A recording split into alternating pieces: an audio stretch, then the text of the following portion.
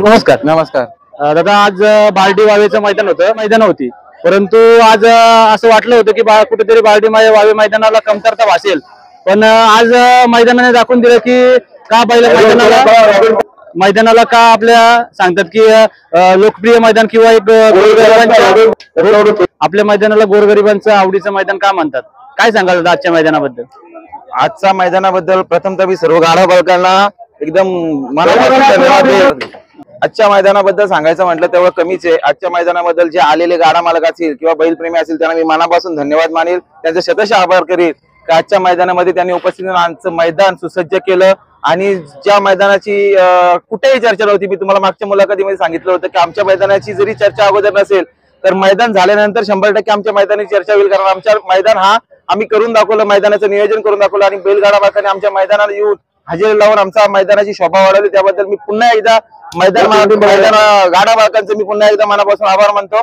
आणि असेच आम्हाला सहकार्य करत राहा, याच्या पुढे आम्हाला सहकार्य तुमचं मिळेल गाडा मालकांचं अशी अपेक्षा करतो. दादा, किती गाड्या झाल्या तरी काय सांगाल? गाड्या आजच्या मैदानामध्ये मी स्वतः नाव नोंदलं होतं. 227 गाड्यांची नोंद झाली, जवळपास 33 ते 34 बिनजोड झाले आणि अनपेक्षित असं मैदान आम्हाला बघायला गेलो तर गेल्या एक साईडला देसाई होता, एक साईडला मऊ होता.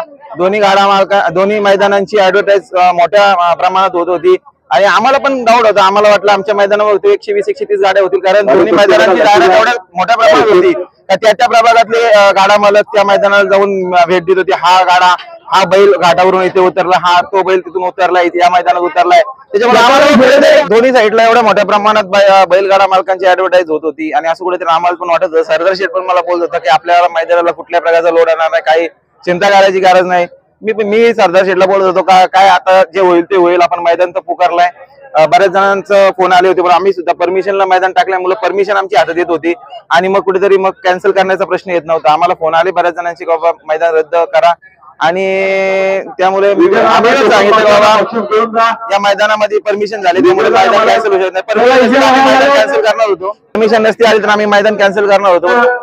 कुठेतरी आम्हाला सुद्धा वाटत होतं का आमचं मैदान सक्सेस होईल का नाही होईल. त्याच्यामुळे पण गाडा मालकांनी जे आम्हाला जो प्रेम दिला, आमच्या मैदानावरती येऊन शर्यती केल्या आणि कुठल्याही प्रकारचा गालबोट न लागता अतिशय जबरदस्तपणे मैदान पार पडलं, त्याबद्दल मी पुन्हा एकदा गाडा मालकांचं जेवढं आभार मानावं तेवढं कमीच आहे. म्हणजे जसं सांगायला गेलो तर जसं आपण बोलत असतो प्रत्येक वेळेस की सर्व बैलगाडा शर्यत चालक मालकांच्या आवडीचं मैदान आणि लोकप्रिय मैदान ते आज नक्कीच खरं ठरलं. नाही, आमचा देखील प्रयत्न आहे की जे आज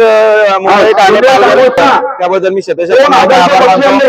असं आमच्या मैदानावरती प्रेम करा आणि आम्हाला देखील आज नेहमी बोलणं असतं की कुठेतरी आपण देखील या मोठ्या मैदानाच्या पंक्तीत जाऊन बसला पाहिजे आपलं मैदान, आणि त्या दृष्टिकोनातून आम्ही प्रयत्न करत असतो आणि तो आज सक्सेस झाला. मला वाटतं आम्ही देखील आज रायगड ठाण्यामध्ये जी मोठी मैदानं होतात त्यांच्या पंक्तीत जाऊन बसू आणि सर्व गाडा मालक आम्हाला असं प्रेम देतील असं देखील मला वाटतंय.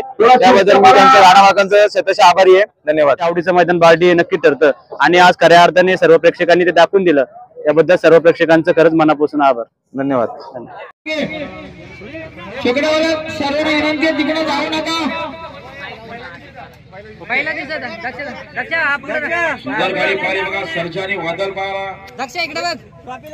सुनील दामू सोरकाते चिखली ठाकूरपाडा हार्दिक स्वागत करते आमची पंच कमिटी बार्डी वावे. 5व्या नंबरचा मानकरी रमेश शेठ मारुतीकर भालेवडे त्यांना आणि भरत नागो मात्र कश्यवली करायचा त्यांना देखील 4थ्या नंबरचे मानकरी 2 बादल्या 15,000. अर्धा गुणाचे मानकरी भारतीय शेत पाटील एकसाल त्यांना देखील आम्ही मोठे मानाची ट्रॉफी देऊन त्यांचा देखील सन्मान करीत आहोत. पार्टी वाले कमिटी बाबांना दिला, चला भारतीय शेतने मानून घेतले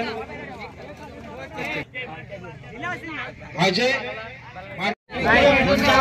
गाडी येते बघा, लक्ष द्या. बोला ना माझा पोरगा कुठे आपला हॉकी डॉकी घेऊन जा.